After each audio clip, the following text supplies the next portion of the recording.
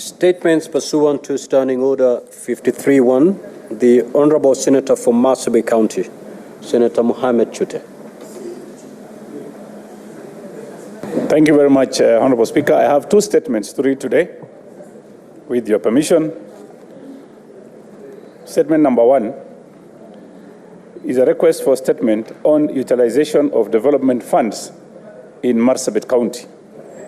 Mr. Speaker, sir, I rise pursuant to Standing Order 53-1 to seek a statement from the Standing Committee on Finance and Budget regarding the utilization of development funds by the county government of Marsabit. Mr. Speaker, sir, for the past 7 years, funds allocated for development in Marsabit County amounting to billions of shillings have been consistently diverted towards relief supplies. This is despite the existence of a separate allocation specifically designated for drought mitigation and relief efforts.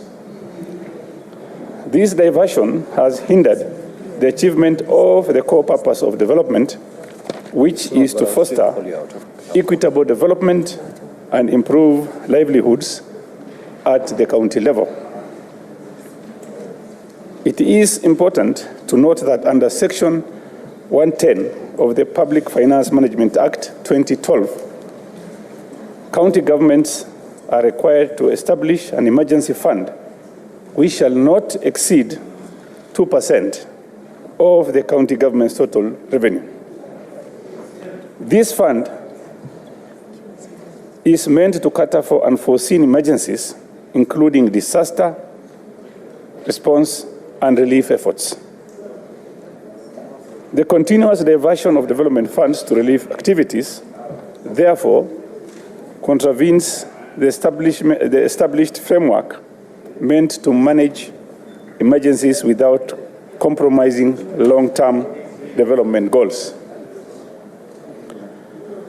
Honorable Speaker, in the statement, the committee should, 1, explain why funds meant for development in Marsabit County are being diverted to relief supplies instead of the purpose for which they are intended.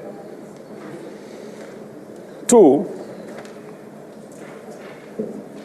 provide a detailed report on any public participation carried out on development projects for the financial year 21-22, 22-23, and 23-24, and include information on the budget and supplementary budgets passed by the County Assembly and assented to by the County Governor, along with the percentage of development projects indicated in the initial budgets vis-à-vis those in the supplementary budgets, and finally outline the amount of money set aside for poor programs, unforeseen emergencies, relief efforts, and drought mitigation during the same period.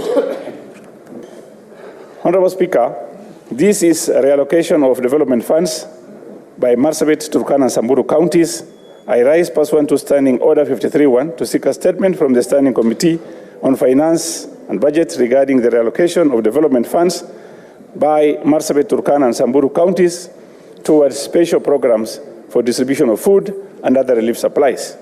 In the statement, the committee should, 1, indicate the original and supplementary budget allocation for those counties for year 2020, 2021, 2022, 2022, 2023, 2023, 2024. Number 2, explain all instances where the said county governments reallocated development funds to a special program for distribution of foodstuffs and other relief supplies in the aforementioned financial years, stating whether due process was followed each time. Number 3, provide a detailed breakdown of the respective expenditure by the county governments on the special programs, disclosing the type, quantity, and unit price of the procured relief foodstuffs and supplies. Number 4, indicate whether the reliefs, foodstuffs, and supplies procured by the county governments met the required health and safety standards, and if so, table the relevant inspection reports. Finally, number 5, explain how the relief foodstuff supplies were distributed by the county governments across their respective counties, specifying the quantity distributed in each area. Is on the state of the ongoing investigation at the Kenya National Trading Corporation, KNTC. Mr. Speaker, sir, pursuant to Standing Order 53.1, I rise to seek a statement from Justice and Legal Affairs Committee on the state of ongoing investigation at the Kenya National Trading Corporation. Mr. Speaker, sir, KNTC has lost over 6.5 billion shillings under unclear circumstances with established suspicion of fraud. This led to constitution of disciplinary committee, which has been looking into the matter and dealing with all staff involved. The Directorate of Criminal Investigation and the Ethics and Anti-Corruption Commission have also been investigating the matter for fraud and potentially other offenses. To this end, there have been dismissal of some members of staff at the KNTC, with others remaining in the office. Honorable Speaker, I am reliably informed of the ongoing tampering with evidence and process in this investigation. This is improper and continues to raise eyebrows on the retention of staff involved in fraudulent loss of more than 6.5 billion at the KNTC. Further to this, there are two companies that overcharged KNTC, and upon investigation, it was established that the two companies had issued credit notes and are to refund KNTC. These companies are: 1, Multi-Commerce International Limited, which has been directed to refund 2.28 billion shillings to KNTC. Number 2, Chama Holdings Limited, which has been directed to refund 487 million to KNTC. Honorable Speaker, in the statement, committee should provide a status of ongoing investigation by the Directorate of Criminal Investigation and Ethics and Anti-Corruption Commission at the KNTC.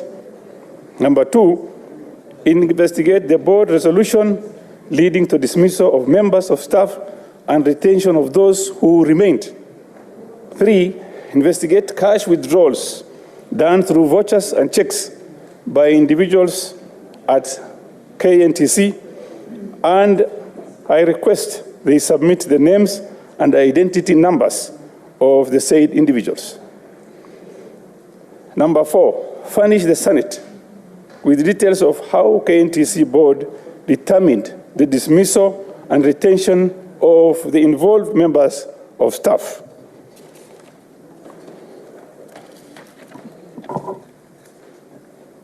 Number 5, investigate why staff members who may have been involved are still in the office. These members of staff are: 1, Lucia Nangwe, the General Manager Finance; Edward Washira, the Senior Accountant; and Lydia Karue, the Finance Officer. It is fundamentally important that the committee direct the members of staff mentioned above to step aside to allow investigations to be done. Number 6, establish how the disciplinary committee handling the matter is to be administratively fair and transparent in this very apparent compromise in procedure and give a sound report.